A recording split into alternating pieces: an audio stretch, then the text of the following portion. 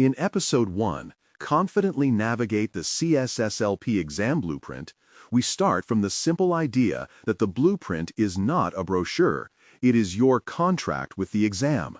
Many candidates glance at it once, reassure themselves that the topics look familiar, and then disappear into videos, books, and practice questions without ever coming back to this core document.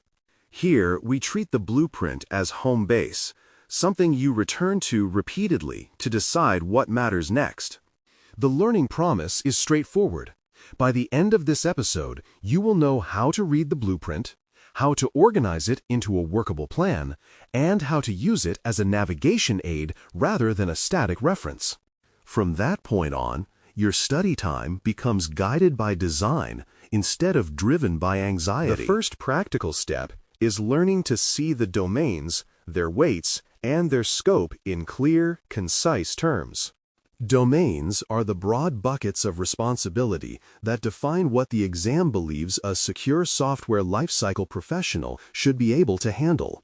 The weight of each domain, expressed as a percentage, tells you how much of the exam's scoring opportunity lives in that area.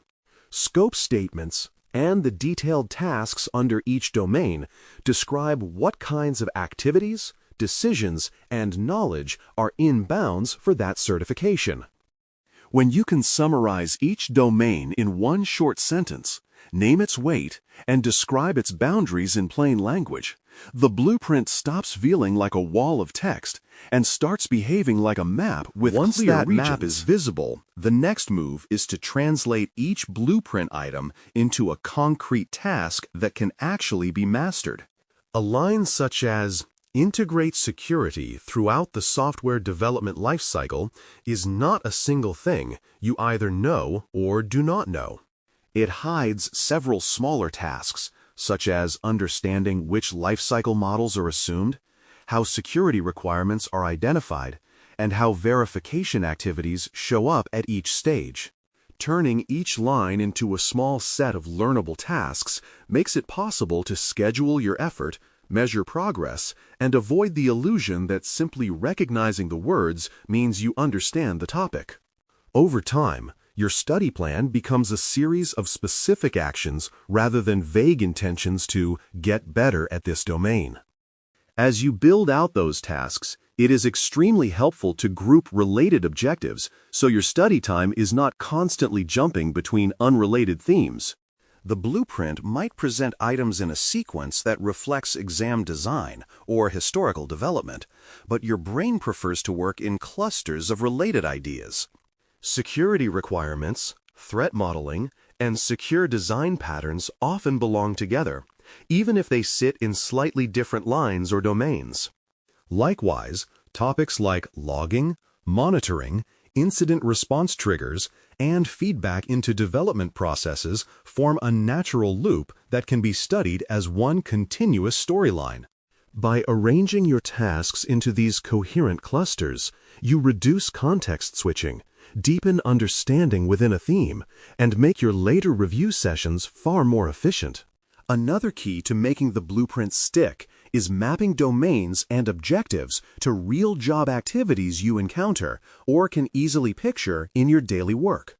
When you read about secure architecture, think of the last time an architectural decision introduced a risk that had to be mitigated through extra controls or compensating measures.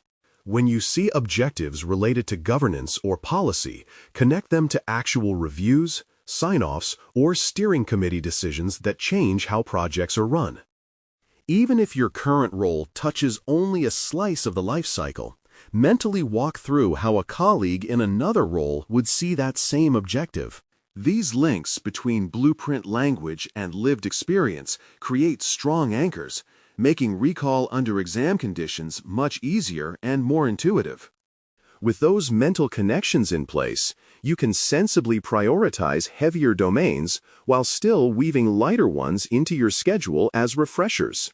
A domain that accounts for a large percentage of the exam deserves not just initial attention, but repeated, deliberate visits during your study plan. That does not mean neglecting lower weight domains. It means recognizing that missing questions in a high-weight domain has a disproportionate impact on your score.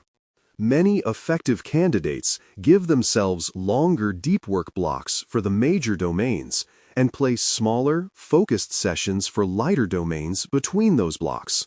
Over several weeks, this pattern builds a rhythm in which the heaviest areas receive sustained development and the lighter ones never drift entirely out of sight. A powerful way to convert blueprint lines into exam-ready understanding is to turn each objective into questions you could answer aloud with confidence.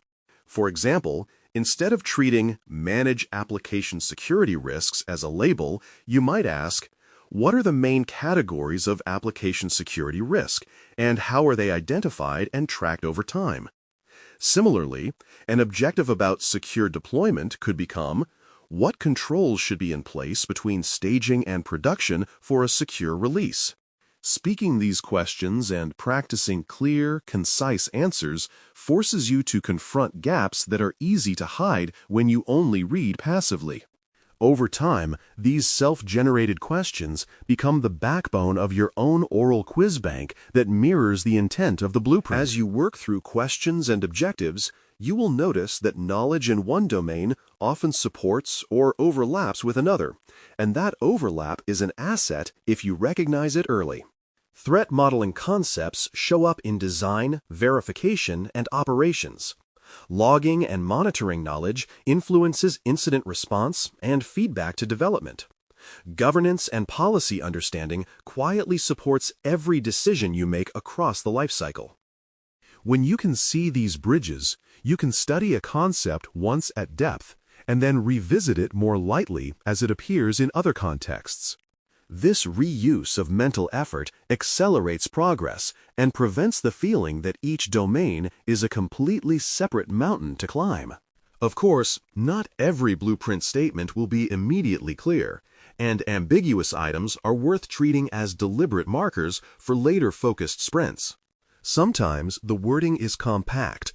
Sometimes it uses terms that different organizations interpret in slightly different ways, and sometimes it alludes to practices you have not encountered directly.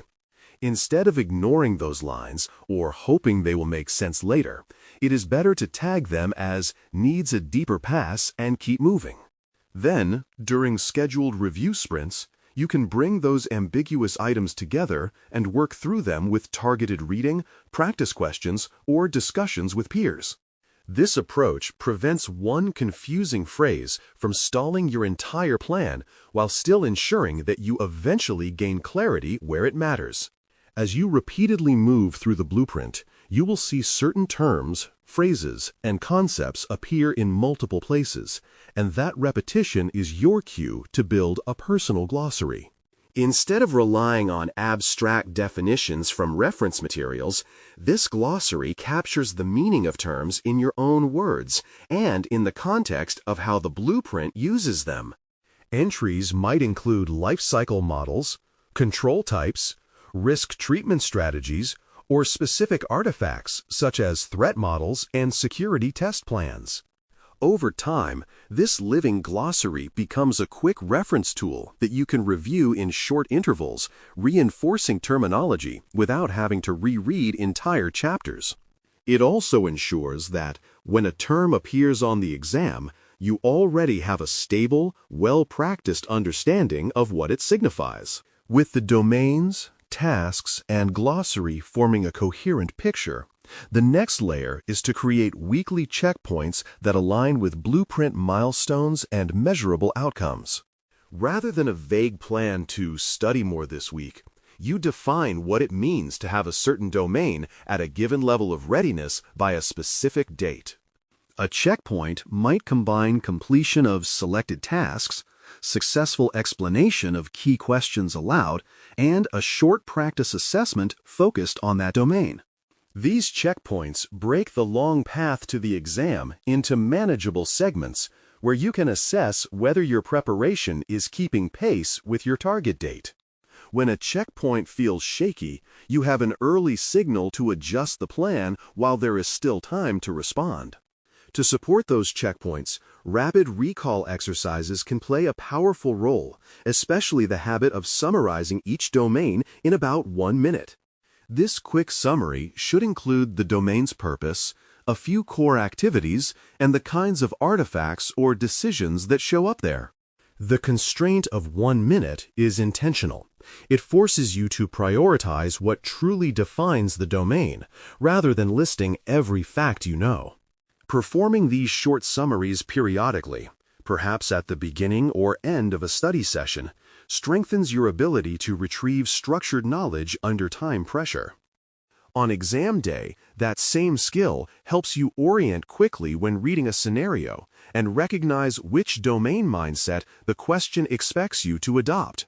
As you continue this cycle, it is useful to periodically run a mini-review where you restate domain purposes, recall example tasks, and consider the angles from which the exam is likely to probe each area. For one domain, the exam may emphasize scenario-based judgment about trade-offs, while another might lean more heavily on core definitions and process sequences. Thinking through these angles does not require predicting specific questions. It simply means understanding how knowledge in each domain typically appears in assessment form. In doing so, you join the blueprint, your tasks, your glossary, and your practice questions into a single mental model of how this exam tests this domain. This mini-review reinforces the sense that the blueprint is not theoretical, but directly connected to the way you will be evaluated. By the time you reach this point, you have more than a list of topics. You have a domain map that reflects how you think, how you work, and how the exam is structured. The conclusion for Episode 1 is both simple and practical. Lock that map in as your primary reference and commit to one immediate next action. That action is to schedule your first concrete milestone, a date by which you will have specific domains translated into tasks, grouped into clusters, and supported by a first draft of your personal glossary.